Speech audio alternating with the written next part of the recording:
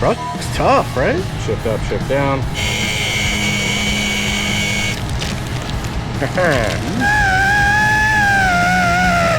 Oh my God, hurry, bro, it's so heavy.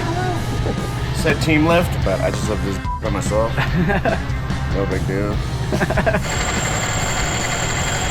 Trying to find the paint code for it. Now the paint code is like impossible to find.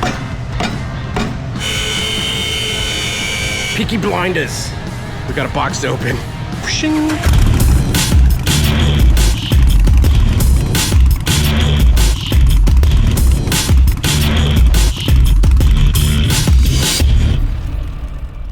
Hi chaps, welcome back in the garage today. Having some fun with fitting.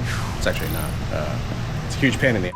So I previously purchased some reducers and they clearly had them listed wrong on the website because they did not fit whatsoever. The way that they had them listed for ID and OD, inner diameter and outer diameter was incorrect. So we got the neck cups and the bearings. We need the outer diameter to be the same, but we need the inner diameter to be 7/8. This is off of a 1930s knuckle. It fits on the front end that I have at home, that I got from Zach Hines of Prism Supply, also previous Born Free invited builder. It does not fit on this one.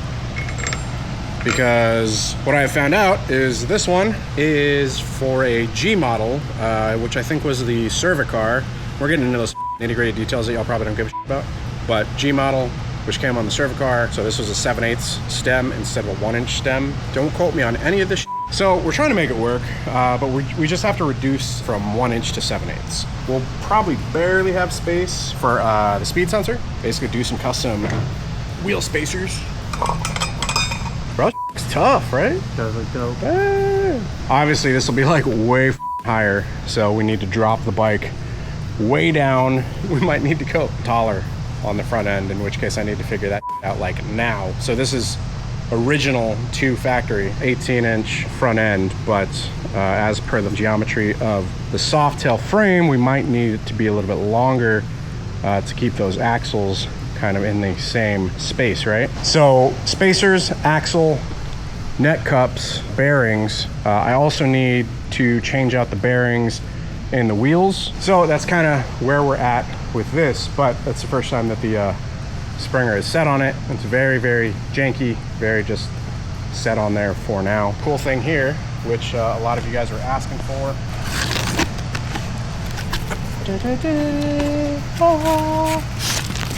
That sucks. I thought this was gonna be welded in. So this is basically the something that I mentioned previously, and people were like, yeah, you gotta do that. There you go. That's a tank shift, boys and squirrels. Shift up, shift down. This goes onto your linkage. So we take it over here. I would go there. We need something to extend from here to here. And rather than, like it would look like tank shift from the top, but whenever we pull it, essentially it would be like pulling in on the clutch lever. So this would be clutch, right? So you basically pull, that's engaging clutch. You're able to shift still with your foot, then you let it go, just disengaging clutch. Still trying to figure out a way to do it. I have found some parts that we might be able to potentially weld up. So yeah, the downside of this in rectangular, right, and this being a split tank, and it would look good because it's a skinnier tank, right? So it gives it more of that visual like aesthetic to the 37s, and that would leave this exposed. It would be cool if we had more time. I think that's the update. I really, really need a lathe. This is extra difficult because we are trying to fit parts on this bike that aren't made for it, which we can totally do, but without, you know, the proper tools here. Literally have my welder in storage, bandsaw in storage, belt sander in storage, got the plasma cutter in storage. Like I have to get all that out of storage because we're trying to move out of this building in the next like 15 days. Get all that, bring it back. We're kind of working backwards, but I need it in order to do what we're doing. We'll get it done though. We'll get it done. Right, Justin? Mm-hmm. We'll get it done. Yeah? Yeah? We'll get it done. It's from Billy Lane. You guys want to see what's in the huge box? After these short messages. Hey, I don't really have any short messages. I hope you're having a great day. You're awesome. Keep that shit up. Cool. I don't know, maybe here's a short message. Do something nice for like a random stranger today. Yeah. Today's challenge or some shit. I don't know. All right. Cool. Back to the video. All right, hope you guys enjoyed those short messages. So, got this stuff out of storage, got the welder back, got the bandsaw back.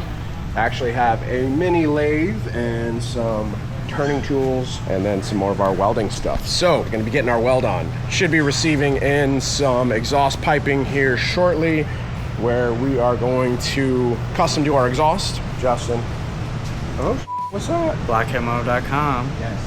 Do you full throttle? Yeah. Rode today, thank God. Nice. A lot of people didn't catch on this was on the helmet. There's the little Lucy logo. Commemorative shirt from our Lucy build. You guys want to scoop it? Like Justin said, blockheadmoto.com. Got some more parts in. I've made the decision for the front end here where we're gonna swap it out. So the frame is just about level and we do have a little bit of a gap here, so we need to go 2 over on the front end. So I have put in an order for a more modern Springer, so it'll keep the vintage look, but instead of an 18, it'll be a 22, so we can keep that level.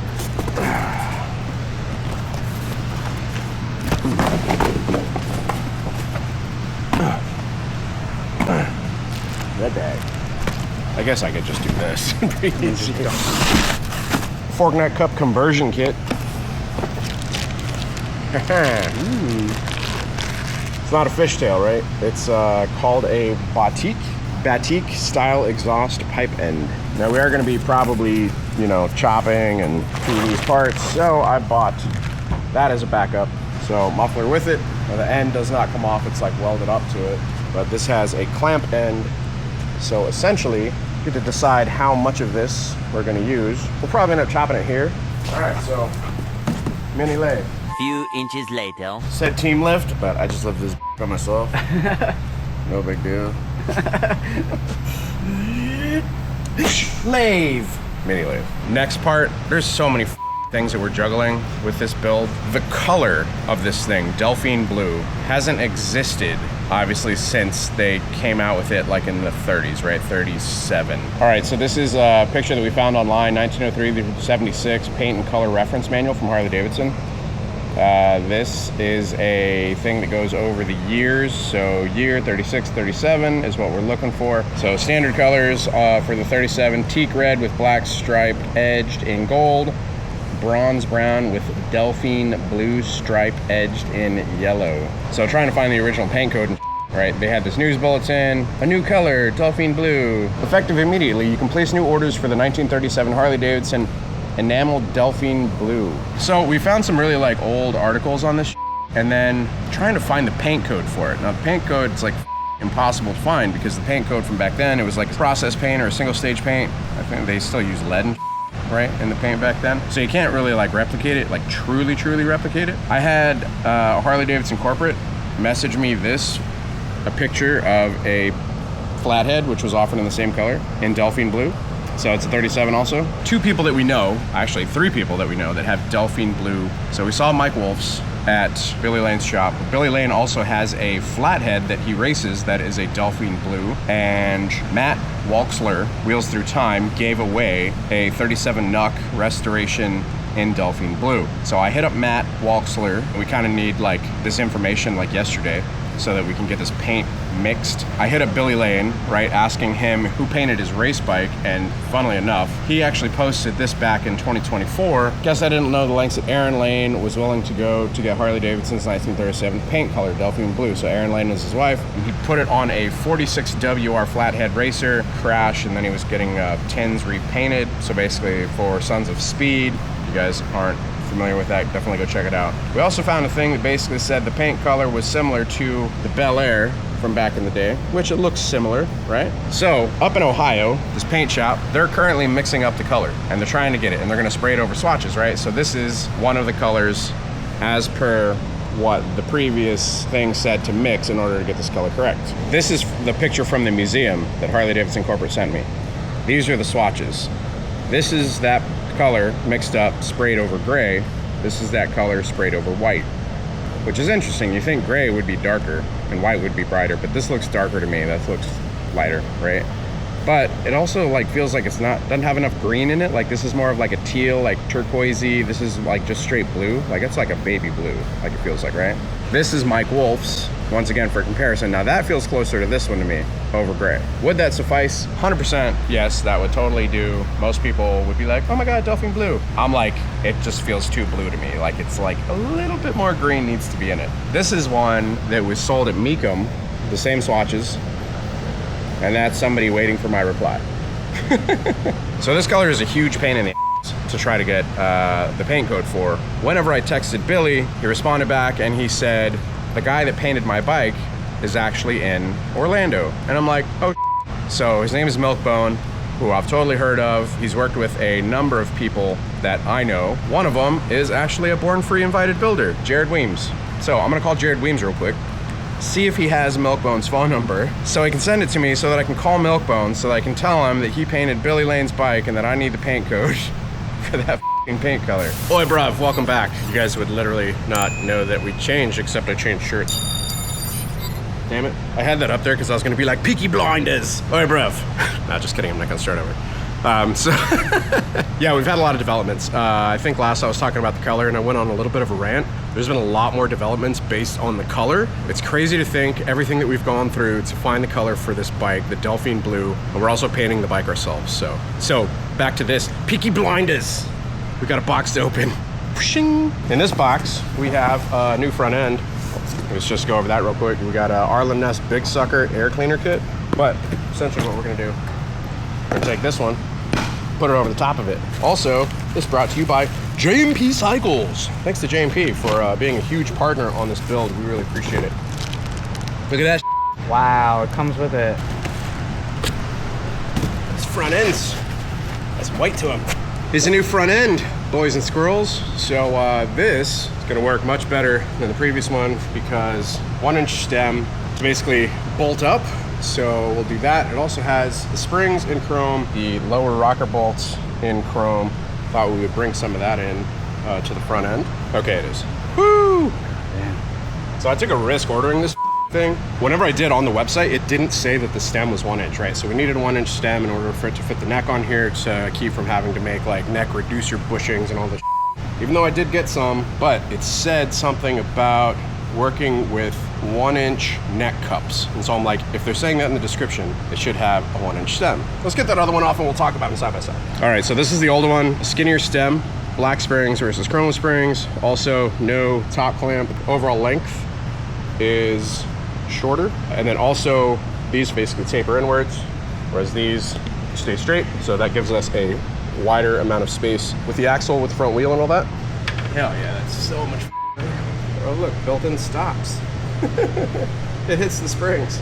We'll just cut that off the front. Like, That's the part I was thinking, like, Yeah. how do we fill that? change the bearing and the wheel spacers, or lathe it down to fit in that. But man, that'll be really difficult or not difficult. I don't know. All right, so here's the game plan. Justin. So take front end off, clearance so these springs can turn. Oh my God, hurry bro, it's so heavy. Oh, also, these bars totally fit. Let's go.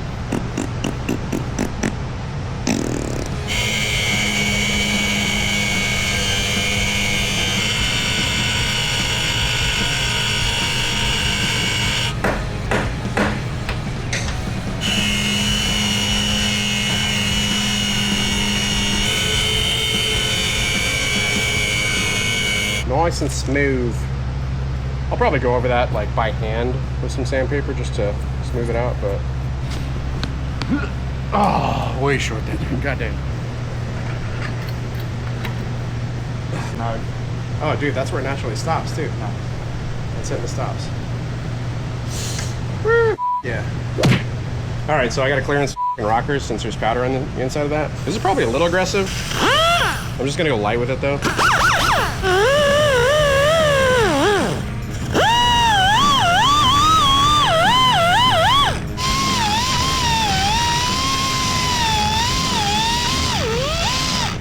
Bro, look at that.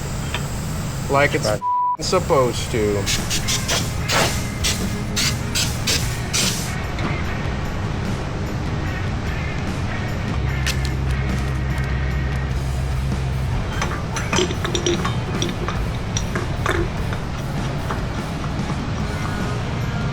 Make it done. Boy, we are cutting it close on both sides. That's the size spacer we need for here. What's this say? All right, so 0.27. Mm-hmm. Yep. What's the other one? Half. Oh, that's easy. So 1/2 inch and 1/4 inch. We need that shim to go over it, essentially, to take up that space. Yeah. Geometry so far is good. Stem, good. The way it mounts up, good. Spacing here without the offset rocker, good. As you guys can see, there's a little bit of a gap there. So we have just ordered. We basically just did a bunch of research and we're sitting here, and then we found that LA Choppers makes a wheel bearing adapter, which seems exactly what we're looking for. So that'll work on this side. The other side has the wheel speed sensor, right, which is for the ABS.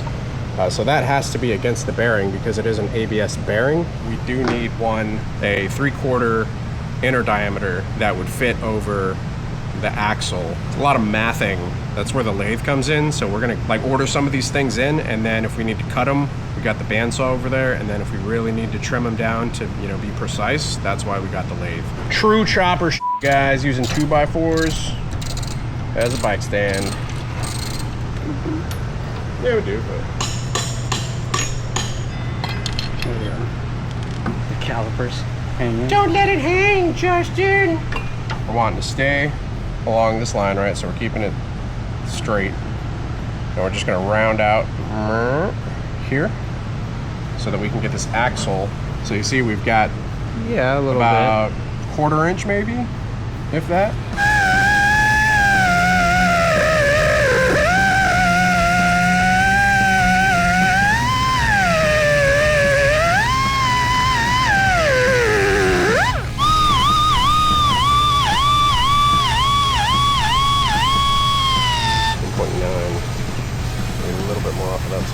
Just to make up.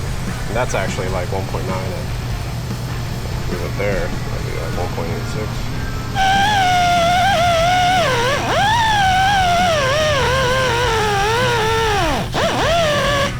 All right.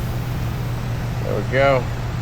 All right, now let's see if we can throw the wheel on and have correct belt tension. If you saw the episode with Billy Lane, he was doing the welding. It pulled the axles in just a little tiny bit. We had a spacer in here, but in order to get the wheel spacer, the wheel sensor, and the brake, we have to basically get like a pry bar and push it out just a little bit. Traditionally, you don't have to do that. So we're gonna take this and we're gonna try to use the lathe on it and trim it down by just a little bit because we just need a little bit of that off. A little piece of tape still stuck to it. Why is there so much resistance? He still didn't even make that shot. Did you Shut the up, bro. Did you think that at all? Dude, the fan blew it that way. I know. 0 for 3, and I was staring over it.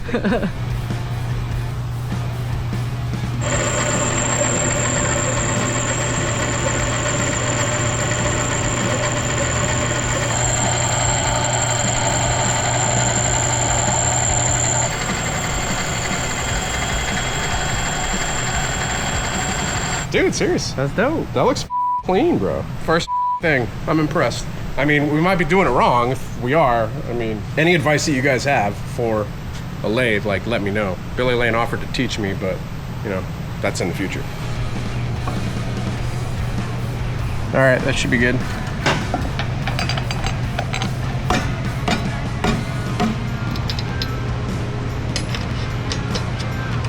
A ton of tension on the belt, but it's pretty taut. All right, guys, so we got it all assembled, clearanced the rear axle plates a little bit, obviously got it a little bit more forward. We got the axle through, but there is still a good amount of belt tension on here.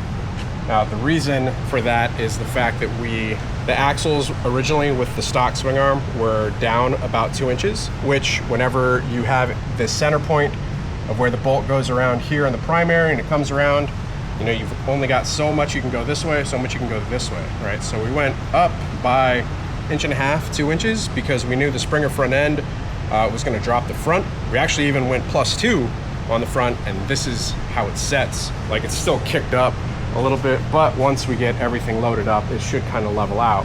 So that's why we moved that rear axle, or dropped the back of the bike. Also gives it a nice stance. In doing that, we ended up tensioning the belt. I mean, it turns, but I think the safer route is to go chain drive here.